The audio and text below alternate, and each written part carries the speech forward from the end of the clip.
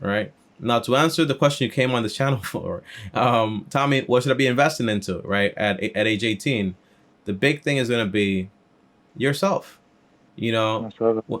yeah, just yourself. You know, the thing about stocks is that the earlier you start, right, the better off you're going to be. But at your age currently, if you, for example, max out your Roth IRA because you have a job also, right? Great, you're maxing that out, but you're also going to accumulate debt because there's no way to pay $500. Also, for example, pay off the debt you actually have. If that's possible, you can do both, right? But if it's not possible, your priority should be, hey, I'm going to invest this money in myself.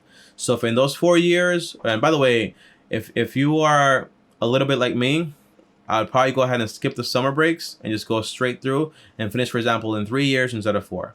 That way, like you're 18 now, you're 21 when you actually graduate. I graduated at age 20, I think. I'm not sure. Yeah, 20, something like that. So if you're 21, you graduate with a bachelor's degree, you're good to go. You get an employment, you get a job, you're good to go, right? Yeah. And once you get, for example, you're making $40,000, $50,000, $60,000, well, now you can go ahead and invest as much money as you want to because you have no debt. Your car, when you buy, is going to be paid off also. And the only thing is, hey, I have to get an apartment. Okay, not a big of a deal. Get an apartment. If you want to buy a home eventually, you can if you want to, but you have more freedom.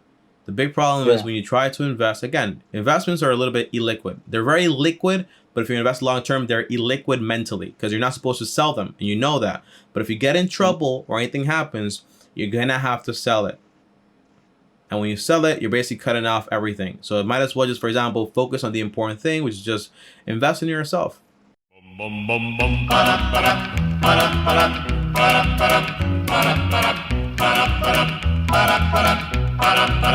You've got to stop.